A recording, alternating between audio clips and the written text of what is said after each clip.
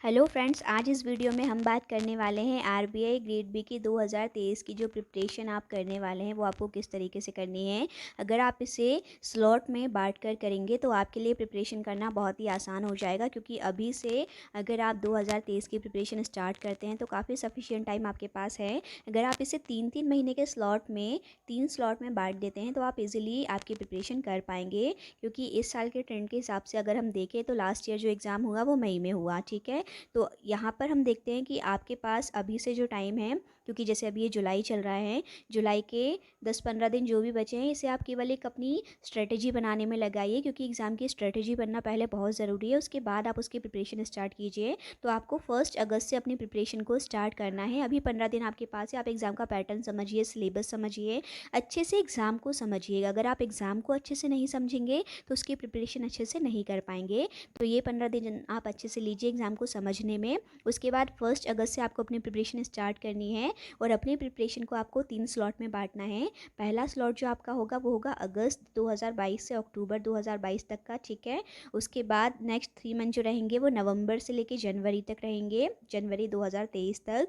और उसके बाद एक रहेगा आपका थर्ड स्लॉट, वो रहेगा फरवरी से लेके अप्रैल 2023 तक, क्योंकि हम यही मानते हैं कि मई में एग्ज़ाम होता है या नोटिफिकेशन आता है या उसके बाद एग्ज़ाम और एक्सटेंड भी होता है, तो वो जो भी टाइम आपके पास रहेगा वो प्लस में रहेगा। ठीक है, बाकी ये जो मिनिमम टाइम आपके पास रहेगा ही रहेगा। अब ये जो 3 स्लॉट आपको बांटना है उसमें प्रिपरेशन करनी किस तरीके से है, आपको ये जो इस वीडियो में हम बताने वाले हैं, अगर ये स्ट्रेटजी आपको अच्छी लगती है तो आप इस तरीके से फॉलो कर सकते हैं।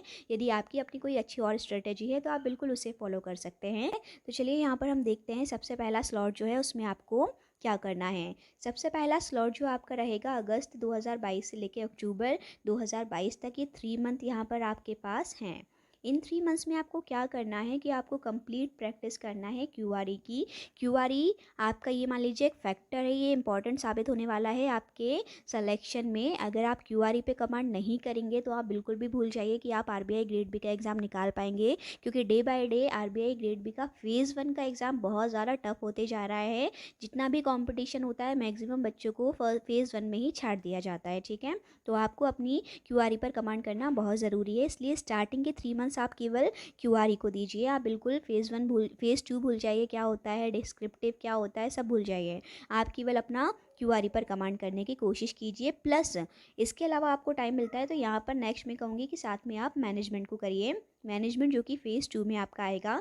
क्यूआरई से जैसे हम बोर हो जाते हैं करते करते, थोड़ा थ्योरी पढ़ना चाहें तो मैनेजमेंट का आप यहाँ पर टारगेट रखिए कि इन 3 महीनों में आपको मैनेजमेंट को कंप्लीट करना है, क्योंकि देखिए एक स्टैटिक सब्जेक्ट है, बहुत इजी सब्जेक्ट है, आपको जल्दी समझ में आ जाएगा और इसमें कोई भी चेंज नहीं होना है। बाकी हम एफएम या ईएसआई की बात करें तो करंट अफेयर के साथ उसमें चेंजेस आएंगे, लेकिन अगर आप मैनेजमेंट की बात करें तो ये आपका स्टैटिक है, इसमें कुछ भी चेंज नहीं होगा, इसलिए आप इसको साथ में फर्स्ट 3 मंथ में कर लीजिए। ठीक है, तो अगस्त से अक्टूबर क्या करना है, आपको एक क्यूआरई पे कमांड करनी है, प्लस आपको मैनेजमेंट का पूरा सब्जेक्ट इन 3 महीनों में कंप्लीट कर लेना है। 3 महीने काफ़ी सफिशियंट है, आप थोड़ा थोड़ा भी पढ़ेंगे तो इजीली आप इसे पूरा कंप्लीट कर लेंगे। ठीक है, नेक्स्ट फिर हम बात करते हैं यहाँ पे जो अगला स्लॉट आपका रहेगा नवंबर से लेके जनवरी 2023 तक का। इसमें क्या करना है, आपको जो क्यूआरई पर आपने कमांड की हुई है अब उसकी आपको डेली प्रैक्टिस करना है। ठीक है, डेली प्रैक्टिस आप करते रहेंगे तो जो आपने बेसिक्स अपने तैयार किए हैं वो आपको रिवाइज हो जाएंगे अच्छे से। ठीक है, आपको फर्स्ट स्लॉट में क्या करना था, इसके बेसिक्स तैयार करना था।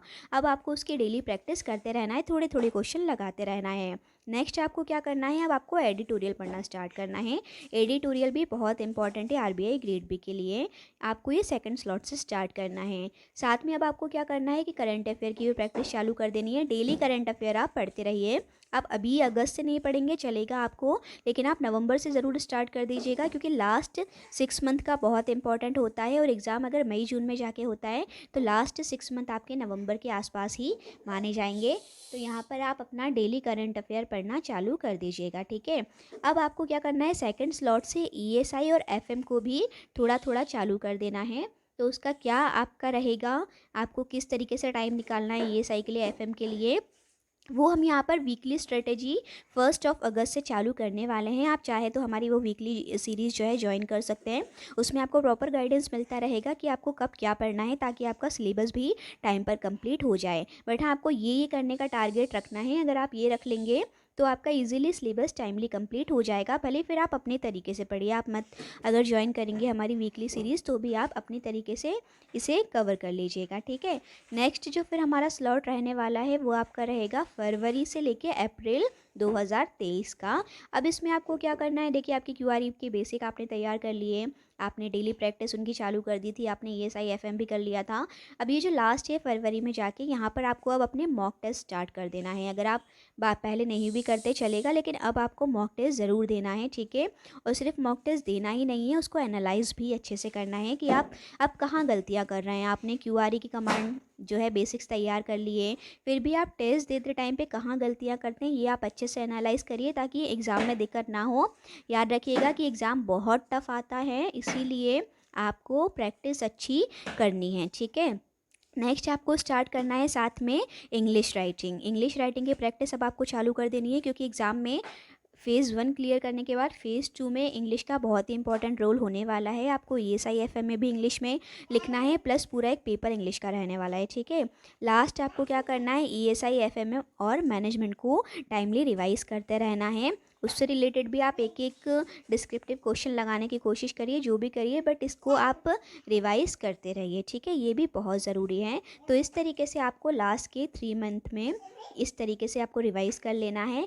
उसके बाद आपको क्या करना है, अप्रैल के बाद जब आपका ये सारी चीज़ें हो जाएँ, फिर आप अपना मॉक टेस्ट कंटिन्यू रखिएगा। अगर एग्ज़ाम उसके बाद भी डिले होता है तो इन चीज़ों को रिवाइज़ करते रहिएगा, एडिटोरियल पढ़ते रहिएगा, और बाकी अपनी करंट अफेयर पे अच्छे से कमांड करते रहिएगा। ये सारी चीज़ों को आप अच्छे से कर लेंगे तो आप डेफिनेटली आरबीआई ग्रेड बी का एग्ज़ाम क्लियर कर पाएंगे। बाकी इसी को डिटेल में हमें कैसे कवर करना है वो हम वीकली सीरीज़ में डिस्कस करेंगे। तो आप अगर चाहें तो हमारी वीकली सीरीज़ को ज़रूर ज्वाइन करिएगा, जो हम 1 अगस्त से चालू करने वाले हैं, ठीक है। उसमें आपको प्रॉपर डीपली गाइडेंस मिलता रहेगा कि आपको किस तरीके से अपनी प्रिपरेशन करनी है। आई होप आपको वीडियो पसंद आया होगा। वीडियो पसंद आए तो वीडियो को लाइक, चैनल को सब्सक्राइब ज़रूर करिएगा।